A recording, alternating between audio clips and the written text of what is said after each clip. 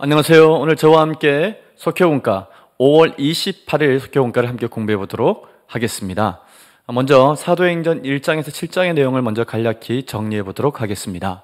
사도행전 1장의 내용은 맏대아를 제비 뽑아서 12제자, 한 명 부족했던 가룟유다 대신 충원해서 12제자를 구성하게 됩니다.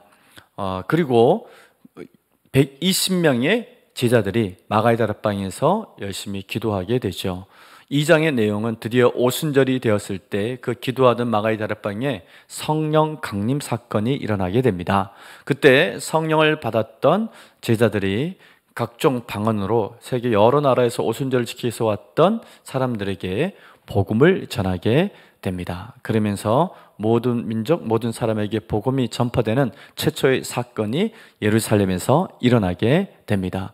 그리고 사도행전 2장의 내용에는 그렇게 해서 태동되는 약 한 3,000명의 핵심자가 있었는데 그들을 중심으로 태동한 예루살렘 교회가 모이기에 힘쓰고 서로 교제에 힘쓰며 또 떡을 떼며 또 함께 열심히 기도와 찬송에 집중했던 초대교회의 모습들을 또한 자세히 설명하고 있습니다. 3장으로 가면 베드로와 요한이 아주 사이좋게 성전에 기도하러 올라가다가 날 때부터 걷지 못했던 성전 미문에 앉아있던 안전뱅이를 나사렛 예수의 이름으로 고치고 치유하는 사건이 일어나게 되죠. 이 사건으로 인해서 예루살렘에 많은 사람들이 모여들었고 베드로는 그들에게 설교를 하게 됩니다. 복음을 전했을 때 약 한 5,000명의 핵심자들이 나오게 됩니다. 이 사건은 예루살렘 전체를 뒤집어 놓는 사건 중에 하나였습니다.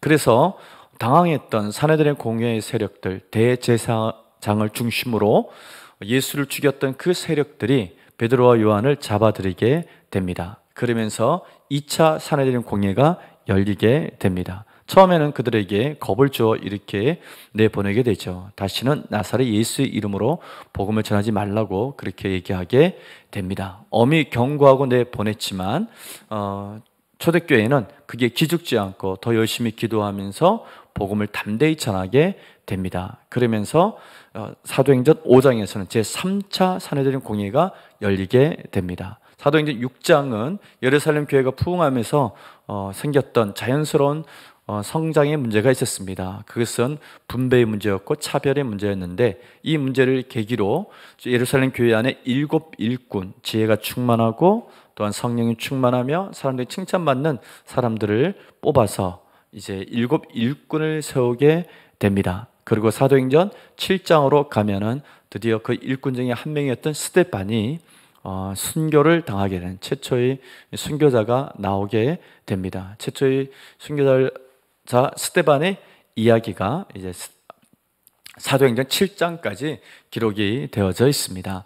사도행전 1장에서 7장의 가장 큰 변화는 무엇이냐면은 예수님의 제자들이 사도가 되었다라고 하는 것입니다. 즉 사도가 된 제자들이 오순절 성령 강림 사건 이후에 어떻게 예수님의 더 그레이트 커미션, 곧 지상 명령인 모든 민족을 제자 삼으라 라고 하는 이 말씀이 이루어지는지, 즉 오직 성령이 너에게 임하시면 너희가 권능을 받고 예루살렘과 온 유대와 사마리아와 땅끝까지 이르러 내 증인이 되라고 말씀해 주셨는데 어떻게 복음이 예루살렘과 온 유대까지 퍼져나가게 되는지를 기록하고 있습니다.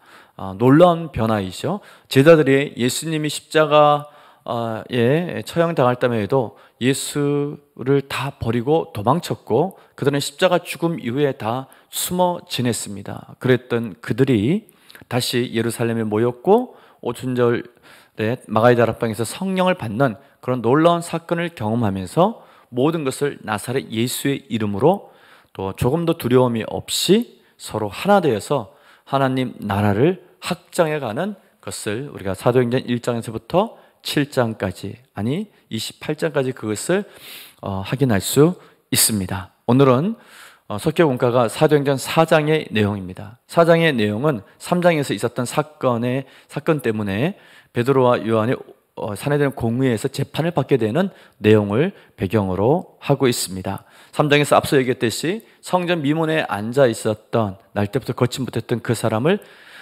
금과 은이 아닌 나사렛 예수의 이름으로 일어나 걷게 했고 또한 이것은 많은 사람이 주목을 거뒀고 모여든 사람들에게, 예루살렘 성전에 솔로몬 행각에 모여들었던 그 많은 사람들에게 베드로가 담대히 말씀을 전하자 5천 명의 회심자가 나오게 됩니다. 그러면서 사도행전 공회는 이들을 붙잡아 들여서 재판을 열게 됩니다. 재판에서 그냥 무혐의로 이렇게 경고만 받고 풀려났던 사도 베드로와 요한을 중심으로 초대교회는 더 강력하게 하나 되고 한마음 한뜻으로 자신의 모든 물건을 서로 통용하면서 또한 필요에 따라 자기의 것을 아낌없이 나누어 주면서 정말 은혜로운 예수 공동체를 이루게 됩니다. 그것이 바로 사도행전 4장의 배경 이야기입니다. 자, 그러면 오늘의 속행 원가 문제 풀어보도록 하겠습니다. 먼저 말씀 나누기 1번 문제는 사도들이 동료들과 한 마음으로 찬양한 하나님은 어떤 분이신가요? 이제 사도행전 공회에서 풀려난 다음에 교회 공동체들이 예루살렘 교인들과 사도들이 함께 하나님을 찬양한 것이죠. 그 찬양은 대주제시여 하면서 시작이 됩니다. 천지와 바다와 그 가운데 만물을 지으신 하나님을 찬양하게 됩니다.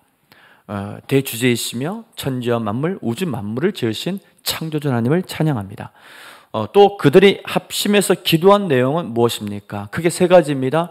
하나님, 담대하게 하나님의 말씀을 전하게 해 주십시오. 두 번째, 우리가 병 낫기를 기도할 때 병이 낫게 해 주십시오. 나사렛 예수의 이름으로 병이 낫게 해 주십시오. 세 번째는 표적과 기사가 예수의 이름으로 일어나게 하여 주시옵소서. 이것을 통해 복음이 전파되게 해달라는 그런 세 가지 간절한 기도를 하게 됩니다. 두 번째 문제는 초대교회는 어떠한 원칙에 따라 물질의 나눔이 이루어졌나요? 모든 물건을 서로 통용했다 했습니다. 유무상통의 삶을 살았습니다. 바나바 같은 사람은 자기 밭을 팔아서 교회 앞에 바쳤습니다.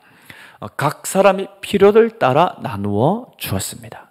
물질의 나눔은 자발적인 헌신이 있었고, 그리고 그 헌물된 그 모든 물질은 각자의 필요를 따라 자기 것이라 주장하지 않고 필요를 따라 나누어 주었습니다. 이 분배의 책임을 맡은 사람들은 누구냐? 사도들이었습니다. 사도들이 모든 분배의 책임을 지다 보니까 나중에 후에 보면 이 분배의 문제 때문에 헬라파 유대인 기독교인들이 차별을 받았다.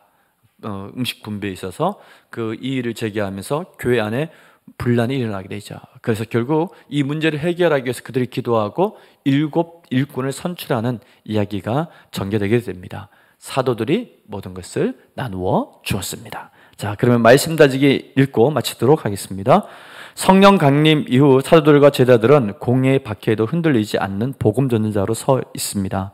그들은 위협 속에서도 담대히 복음을 전하게 하시길 간구합니다. 또 효과적으로 복음을 전할 수 있도록 표적 및 기사를 나타내 주시길 한 마음으로 간구합니다. 믿음이 본이 되는 제자들로 인해 초대교회 공동체는 다양한 인종, 계층, 종교적 배경의 사람들이 모여 이상적인 성령 공동체를 이루었습니다. 특히 자원에서 소유를 나눈 부유한 이들 덕분에 재정적 어려움을 겪는 이들이 필요를 채울 수 있었습니다. 믿음과 행함의 아름다운 일치는 교회 공동체의 하나됨과 성장의 동력이 됩니다. 네, 그렇습니다. 초대교회가 성령 안에서 이루었던 그 아낌없는 나눔과 또한 믿음의 실천은 아름다운 공동체를 이루었고 그것이 선교의 문을 열어간 것을 보게 됩니다. 오늘날 한국교회도 이렇게 되기를 꿈꿔봅니다.